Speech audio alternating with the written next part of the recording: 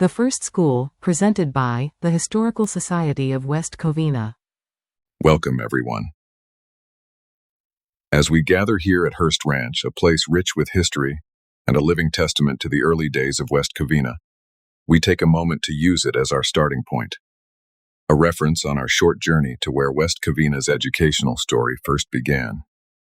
From this very spot, we'll travel a short distance following the path along Walnut Creek Wash to the original site where the first schoolhouse stood. This isn't just a flight over the land, it's a journey back in time, tracing the steps of the pioneers who laid the foundations of our community. Ahead lies the site of the Irwindale School District's first one-room schoolhouse, a place where the seeds of education were sown over a century ago. As we watch the landscape transform before our eyes, let's journey back in time to where it all began.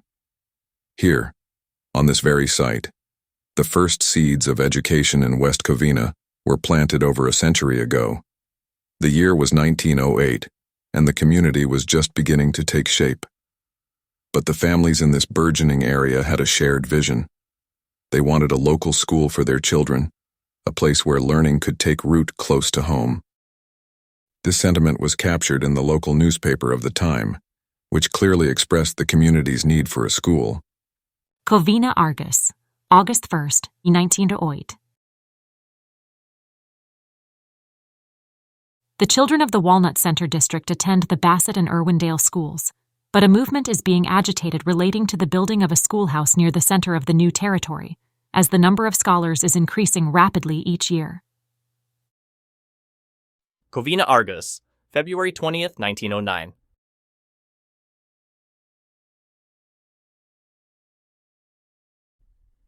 Owing to an oversight made by County Superintendent of Schools Keppel, the forming of a new school district has had to be postponed until another year.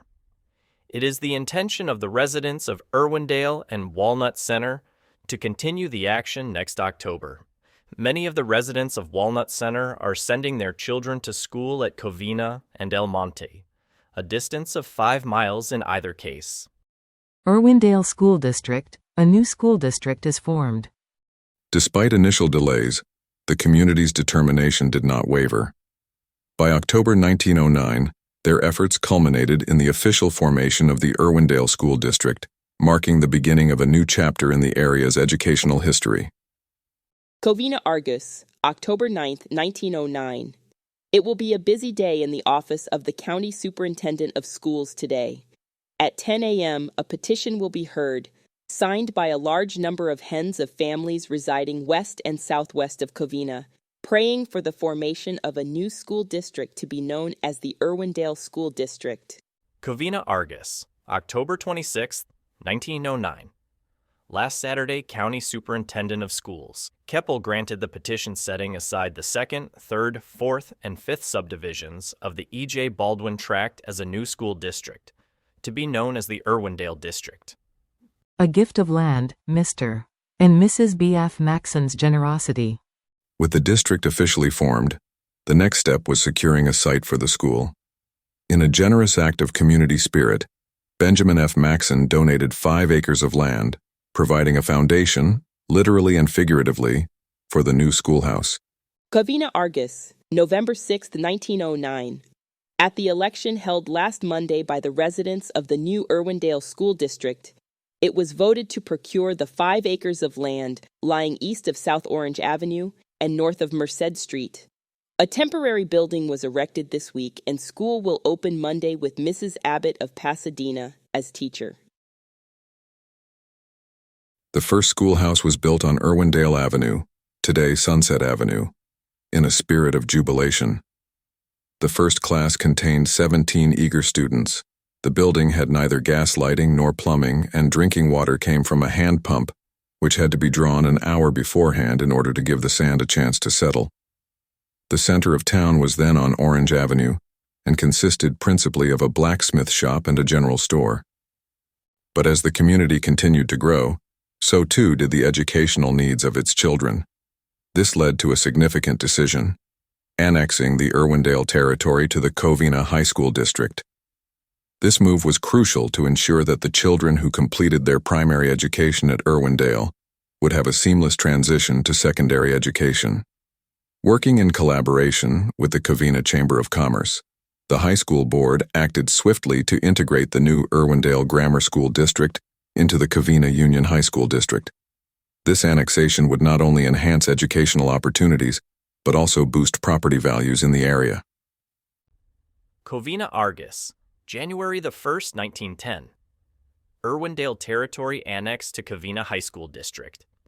Working in conjunction with the Covina Chamber of Commerce, the high school board circulated a petition praying for the annexation to Covina Union High School District among the heads of families in the new Irwindale Grammar School District.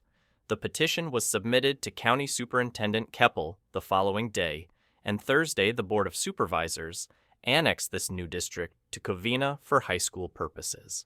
For the information of those who may confuse the district, it is necessary to say that Irwindale Grammar School District is a new district recently formed from portions of Covina, Azusa, Puente, and Vineland District, and is mostly in what is known as West Covina. This district has been without high school affiliation, and it is proper to say that this move will redound to the enhancement of both the educational advancement and property value of this section. The annexation of the Irwindale territory to the Covina High School District was a pivotal moment, ensuring that students in this burgeoning community had access to continued education beyond their primary years. This strategic move not only aligned the Irwindale Grammar School District with the established Covina Union High School District, but also laid the groundwork for further educational development in the area. With the future of the students' secondary education now secured, the community turned its attention back to where it all began: the need for a proper school building that could serve as the cornerstone of the Irwindale School District. The first schoolhouse, while a symbol of hope, was just the beginning. As more families settled in the area, the existing one-room schoolhouse quickly became insufficient for the growing number of students. Realizing that a larger, more modern school building was necessary, the community once again rallied together.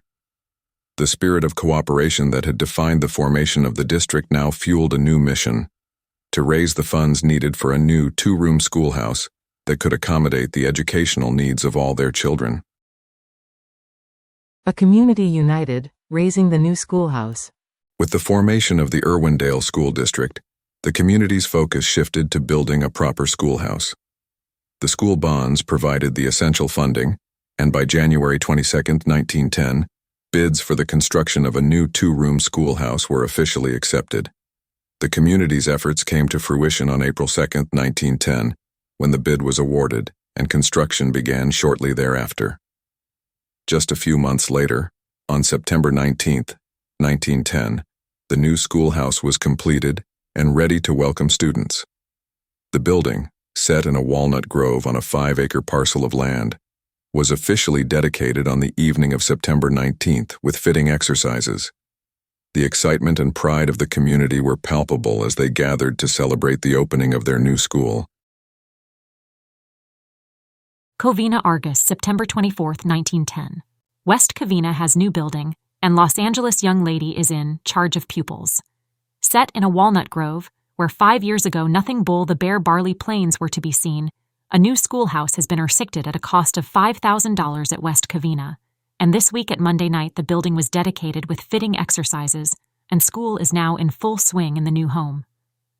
The building is set some distance off the Puente Road, in a section that is practically the center of the district. 5 acres of land were purchased by the school board. The building is built 1 story in height, but is wide and roomy inside. The main hallway runs through the center, and on each side are the main school rooms. The north room is now being used as a schoolroom, and the other will be held in reserve until needed, in the meantime being thrown open to entertainments and public gatherings. There is ample room in every way for the accommodation of scholars, but the district is growing so rapidly it is doubtful if the building will be any too large within a short time. The building is fitted with a small room to be used as a library. There is also a small reception room where guests may be made comfortable or to be used as a meeting room for the Board of Trustees. Besides these rooms, there is one that will serve as a kitchen and general utility room. There are 2 main entrances, making the hall one in which the scholars may march in and out from either end of the building. The small schoolhouse that has done efficient service is still situated on the land and is being utilized by the school teacher as a home.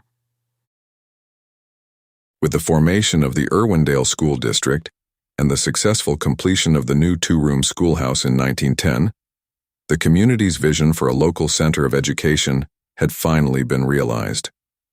The dedication of the schoolhouse marked a significant achievement for the people of West Covina, symbolizing both progress and a deep commitment to the future of their children.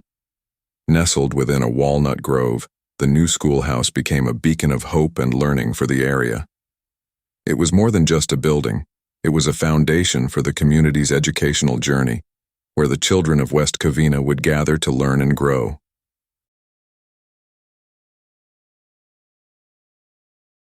Glimpses ahead, Hazel Ayers' class prophecy of 1912.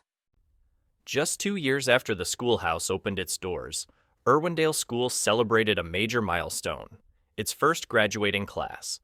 This momentous occasion, held in 1912, marked the culmination of the students' hard work and the beginning of their journey into the wider world. As part of the end-of-year program, the evening featured various presentations, but one highlight stood out: a thoughtful and imaginative essay written by Hazel Ayers entitled The Class Prophecy. This essay offered a glimpse into the future as Hazel envisioned the paths her fellow graduates might take.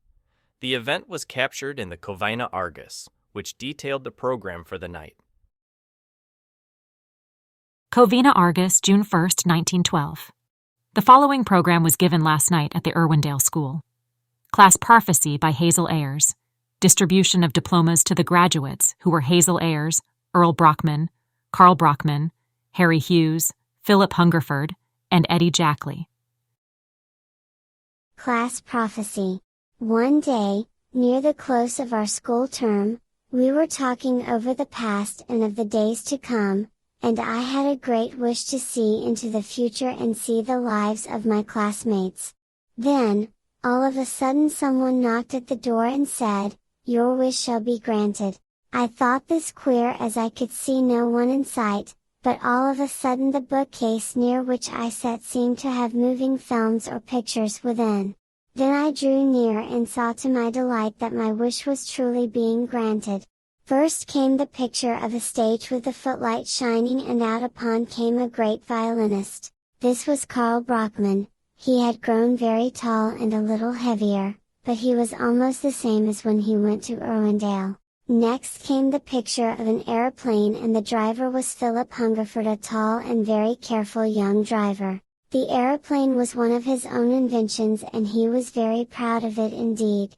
Next was the picture of a chauffeur taking a party of people on a joyride. He was Eddie Jackley, a medium-sized young man with a steady hand and a quick eye. He was greatly pleased with his position and seemed to like this work.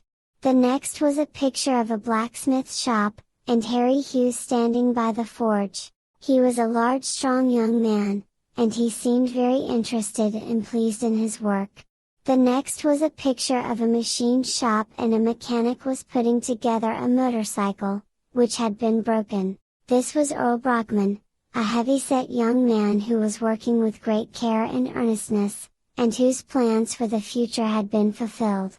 The next and last picture, to my amazement, was the picture of an old maid sitting by her tea table with her feet up and a poll parrot screeching in her ears. This was Hazel Ayers, tall and slender, and was the same old maidish look upon her face. Hazel Ayers. Hazel Ayers and Class Prophecy captured the hopes and dreams of the first graduates of Irwindale School, offering a glimpse into the future through the eyes of a young student filled with optimism. But the story of Irwindale School didn't end with that first graduating class. It was just the beginning. Over the next 2 decades, the Irwindale School District grew and evolved, reflecting the rapid development of the surrounding community. As West Covina expanded, so did the need for a more comprehensive educational system. The small, humble beginnings of Irwindale School laid the foundation for what would eventually become the West Covina School District. Irwindale School itself underwent changes, first becoming West Covina Elementary, as the community embraced its new identity, and later known as Sunset School. However, as the city continued to grow and change, so too did the landscape. In the 1970s, Sunset School was demolished to make way for new apartments, marking the end of an era. But while the building may be gone, the legacy of learning that began there continues to shape the community to this day.